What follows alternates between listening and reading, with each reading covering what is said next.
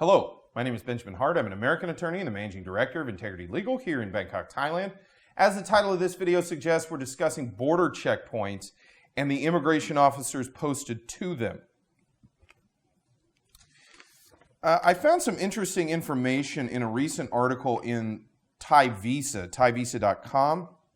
The article is titled, "Suvarnabhumi is Hell, Screams Thailand's Most Famous English Teacher." And they go on to discuss long lines at Thai immigration at Suvarnabhumi Airport. But that's not really the focus of this video. What I found interesting, and I often find interesting in things that are written about the immigration apparatus in Thailand, you have to dig a little bit deeper to find some insightful information. So to quote directly, and I'm quoting Police Colonel Churnaran Rimpadi, he was quoted by Thai Visa as saying, "Immigration officers have to do 8 things in 50 seconds, he said. There are passport checks, visa checks, face recognition, blacklist check, scan, interview, take a picture, and stamp. He said all this takes time if the country is going to keep out the bad guys," end quote.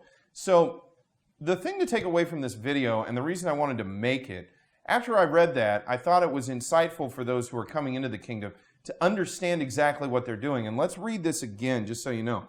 Passport check, visa check, face recognition scan, and they don't say scan, but face recognition, blacklist check, scan, interview, take pictures, and stamp. So they're doing biometrics now at most immigration checkpoints, and I think that's I think it's safe to presume that's going to continue, and that's probably going to expand.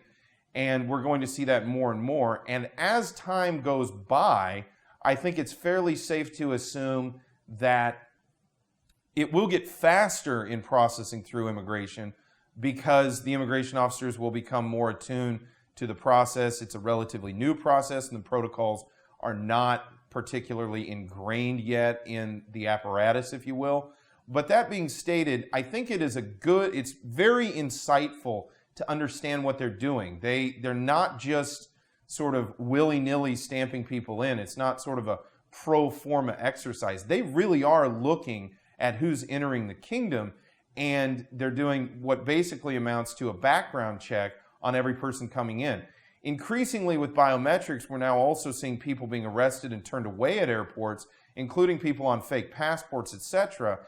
And as biometrics use increases, I think that this type of activity, there will be sort of a spike in arrests briefly before it basically goes away, because there's really no way around that I know of.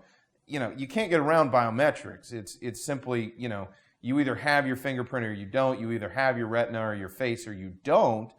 And it's pretty difficult, in my understanding, if not impossible, to fake that. So as things progress, we're going to see, I think, the immigration apparatus become more efficient, but I also think it's worth noting that they're doing a lot every time they check someone into the kingdom.